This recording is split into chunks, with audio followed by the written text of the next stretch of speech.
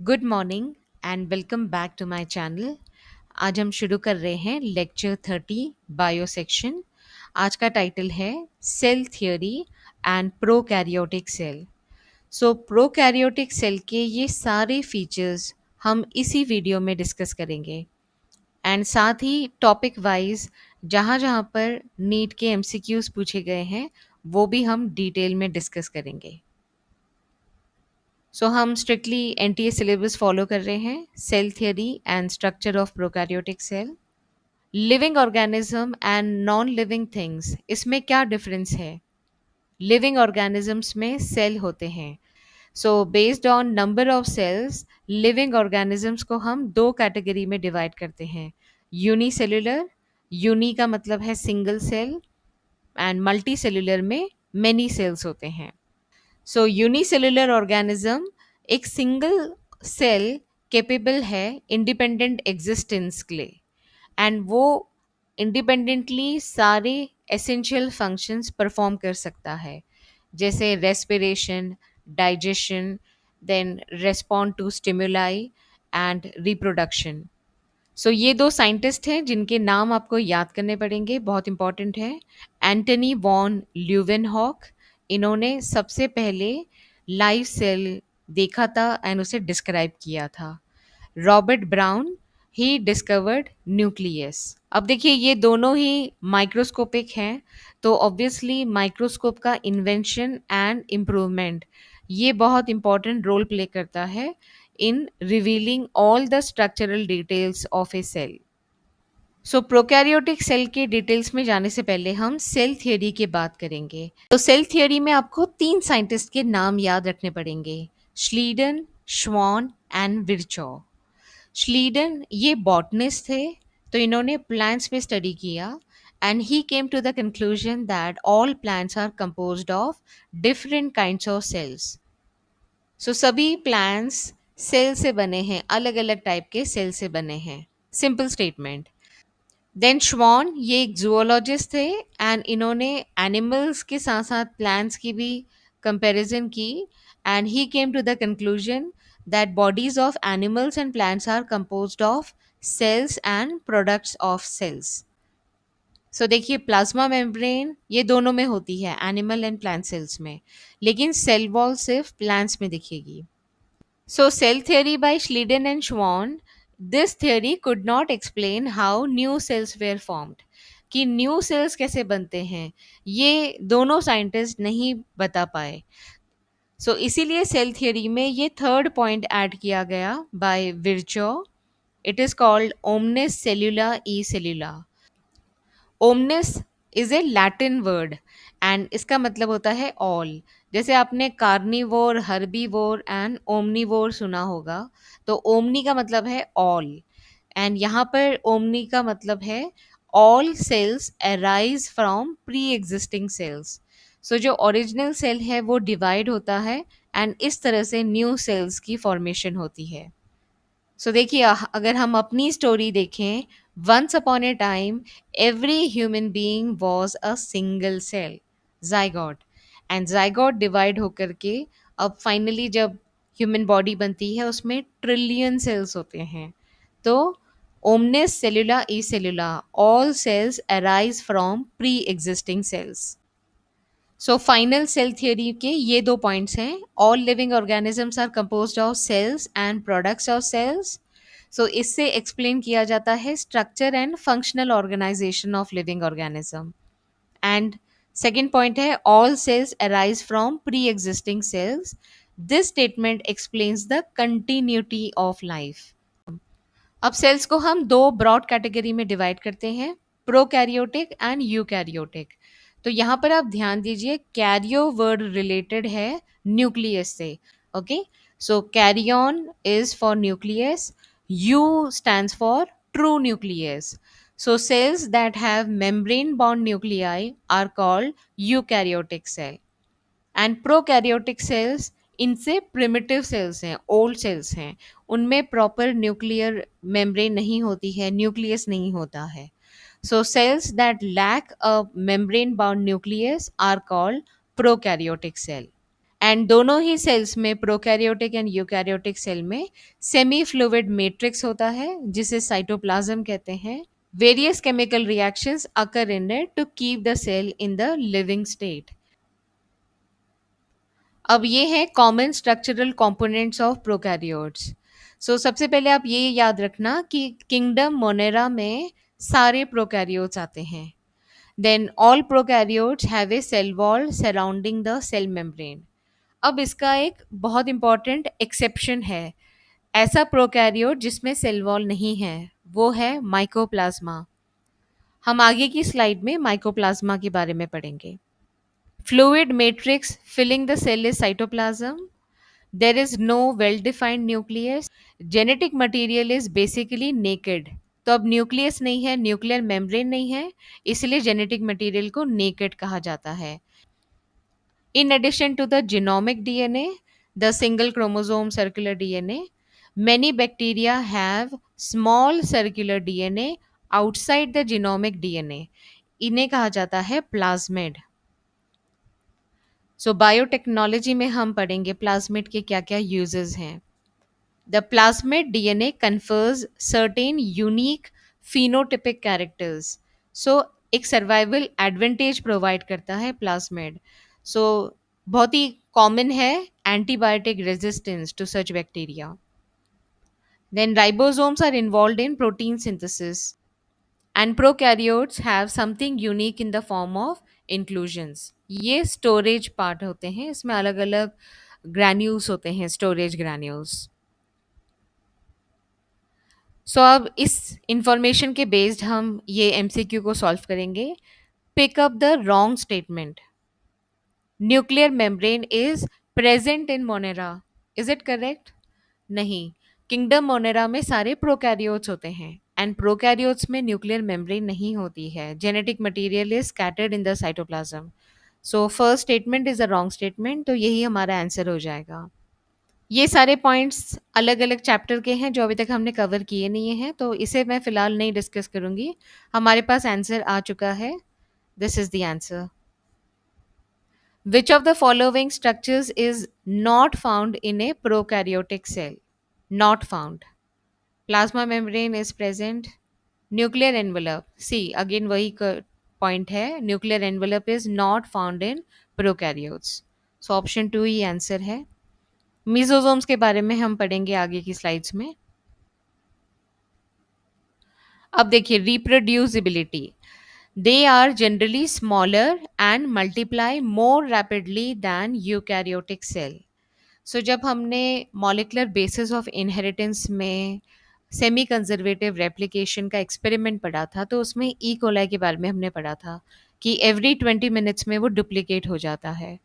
Okay, सो वो काफ़ी जल्दी मल्टीप्लाई करते हैं compare to eukaryotic cell. So prokaryotic cell they vary greatly in shape and size. So ये देखिए अलग अलग शेप्स हैं. ये है spherical shape and spherical shape को कोकस कहा जाता है. सिंगुलर कोकस है, प्लूरल कोकाई हो जाएगा. देन रॉड शेप बैक्टीरिया को बैसिलस कहा जाता है, प्लूरल में बैसिलाई. फिर ये है कॉमा शेप्ड, इनको विब्रियो कहा जाता है. देन स्पाइरिलम, ये है ऐसे स्पाइरल शेप्ड, लेकिन डिफरेंस ये है स्पाइरोकीट और स्पाइरिलम में. स्पाइरिलम में आपको जो स्पाइरल शेप है वो रिजिड होगा एंड स्पाइरोकीट में जो स्पाइरल शेप है वो फ्लेक्सिबल होता है. सो सिफिलिस, जो एक रिप्रोडक्टिव हेल्थ में हम डिजीज पढ़ेंगे, सिफिलिस वो ट्रेपोनेमा पैराडम से होती है एंड वो एक स्पाइरोकीट है. Non membrane bound organelle. So first example है ribosome. Ribosomes are non membrane bound organelles found in all cells. ये यूकैरियोट में भी होते हैं, प्रोकैरियोट्स में भी होते हैं. तो ribosomes are found in the cytoplasm both in eukaryotes and prokaryotes. Chloroplast, mitochondria and rough ER, ये हैं यूकैरियोट के फीचर. ओके, तो अभी फिलहाल हम प्रोकैरियोट पे फोकस कर रहे हैं, तो we will focus on the ribosomes that are found in cytoplasm. Then inclusion bodies में आप देखिए ये एक रिजर्व मटेरियल होते हैं. इसमें भी मेम्ब्रेन नहीं होते हैं, they are not bound by any membrane system. So reserve storage material में आते हैं phosphate granule, cyanophycin granules, glycogen granules.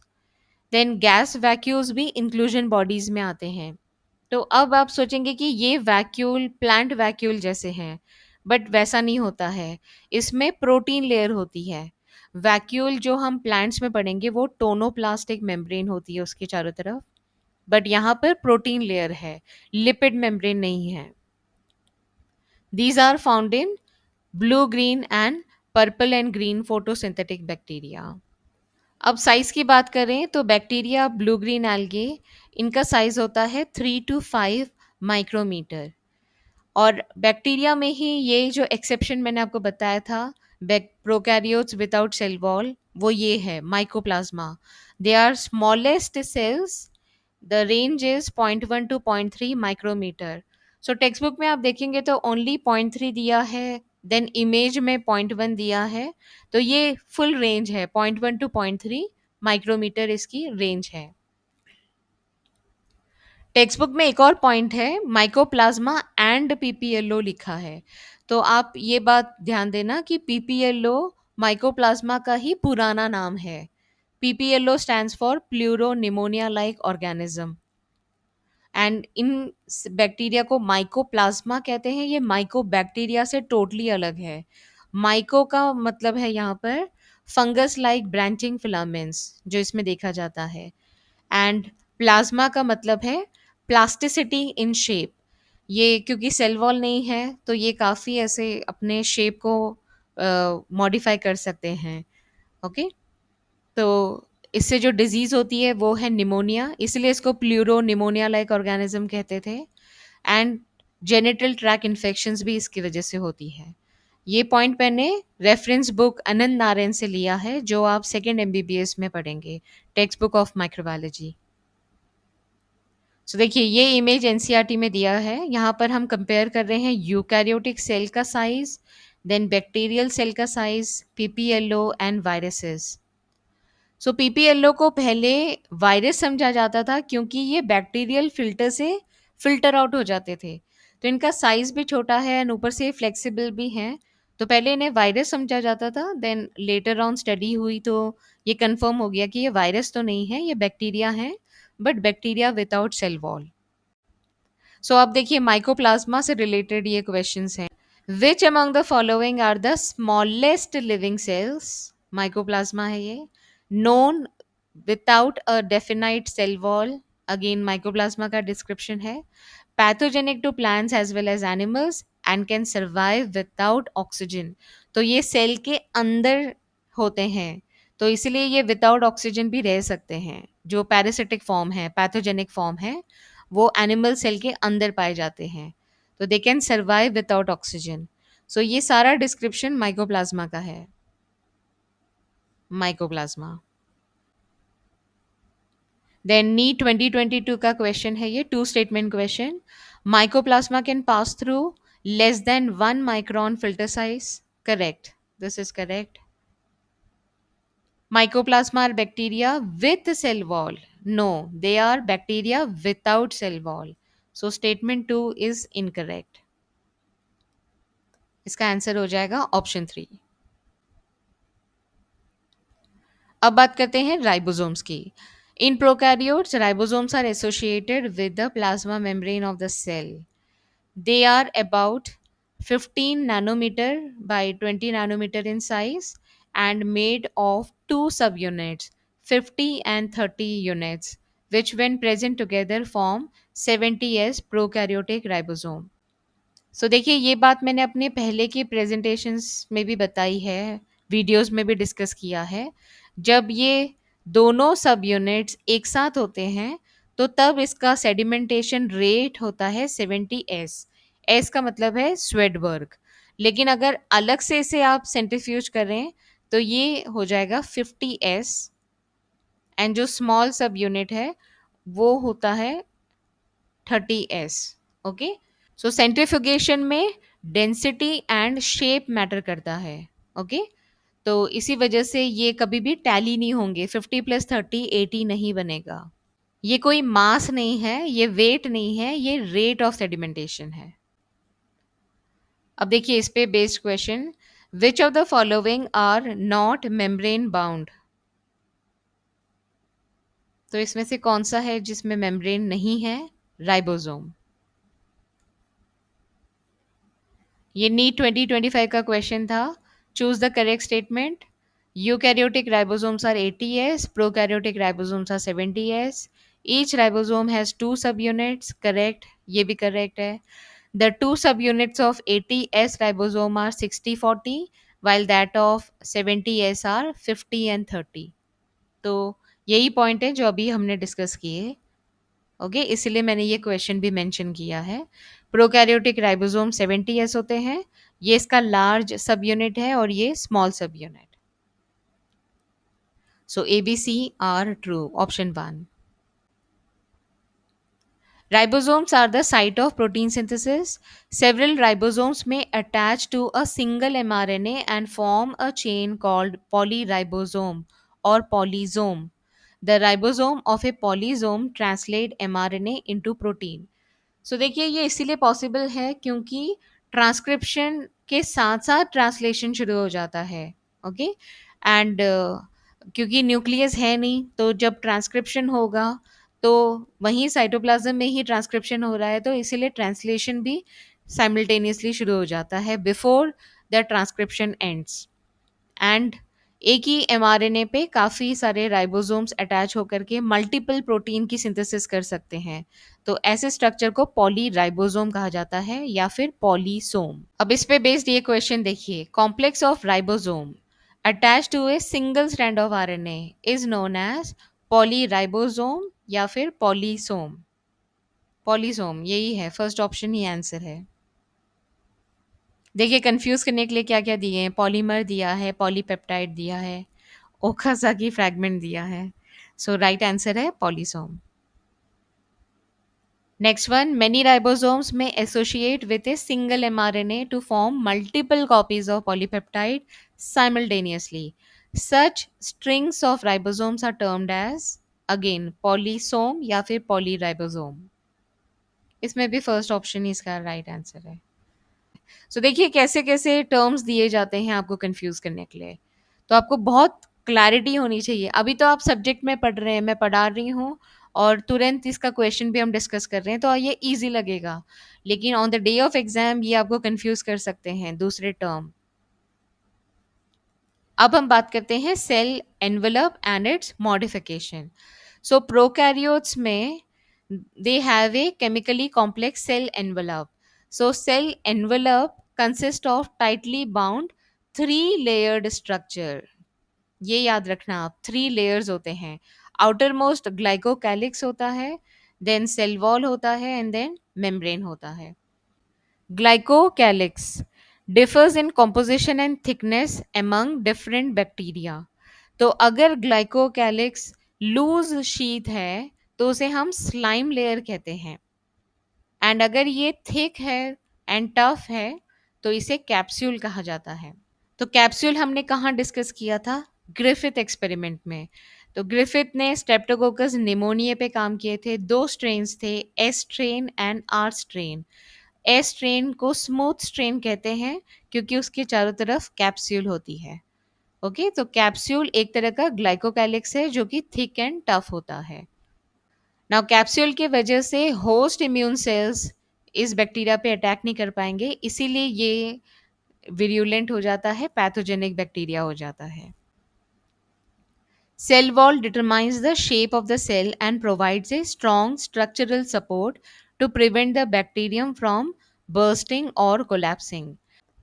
इसमें और डिटेल मेंशन नहीं है एनसीईआरटी में, बट आपको ये नॉलेज होनी चाहिए कि जो सेल वॉल बैक्टीरिया का होता है उसे पेप्टिडोग्लाइकन कहते हैं। And plasma membrane is semi-permeable in nature, interacts with outside world. This membrane is similar structurally to that of eukaryotes. अब देखिए इस पे based question, which of the following components provide sticky character to the bacterial cell?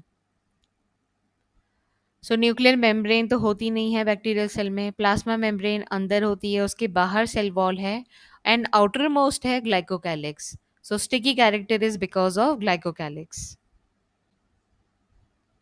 Bacterial classification based on gram staining. So gram staining एक तरह की staining technique है जिससे हम बैक्टीरिया को दो कैटेगरी में क्लासिफाई करते हैं, gram positive and gram negative.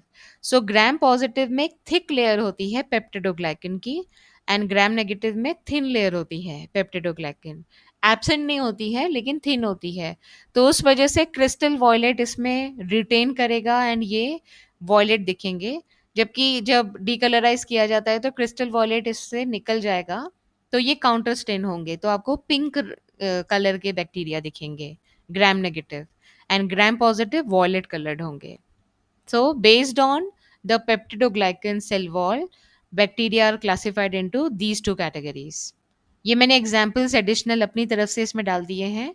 Staphylococcus, Streptococcus, and negative में आएंगे E coli and S typhi. अब हम बात करते हैं मीसोजोम की। ये बहुत इंपॉर्टेंट है, इसमें काफी बार क्वेश्चन आए थे और नीट 2025 में भी इस पे क्वेश्चन आया है। A specialised differentiated form of cell membrane called mesosome is characteristic of prokaryotes. They are essentially infoldings of the cell membrane. देखिए ये है इलेक्ट्रॉन माइक्रोस्कोपिक व्यू है, तो आप यहाँ पर ये देख सकते हैं मेम्ब्रेन से इनवेजिनेशन है ये, ओके, इनफोल्डिंग्स हैं ये। तो मेम्ब्रेन के एक्सटेंशन बाहर नहीं है, अंदर की तरफ है, सेल के साइटोप्लाज्म में है, okay. Mesosomes are in the form of vesicles, tubules and lamellae. तो ये हैं स्ट्रक्चर्स जो बनाते हैं। They help in cell wall formation, DNA replication and distribution to daughter cells. Then respiration में ये हेल्प करेगा। रेस्पिरेशन में देखिए वो ग्रेडियंट क्रिएट करना पड़ता है, प्रोटॉन ग्रेडियंट, तो हमें मेम्ब्रेन ज़रूरी है। साइटोप्लाज्म में आप वो क्रिएट नहीं कर सकते प्रोटॉन ग्रेडियंट, तो मेम्ब्रेन होना ज़रूरी है, तो रेस्पिरेशन इंपॉर्टेंट है। देन सेक्रीशन प्रोसेस, आप कोई भी वेसिकल बनता है तो उसके चारों तरफ मेम्ब्रेन आएगी, तो वेसिकल फॉर्मेशन में भी ये हेल्प करता है। Increase the surface area of plasma membrane and enzymatic content. And cyanobacteria में इट फॉर्म्स क्रोमेटोफोर्स जिसके अंदर पिगमेंट्स होते हैं। Which structure perform the function of mitochondria in bacteria? Answer हो जाएगा मीसोसोम, ऑप्शन 4।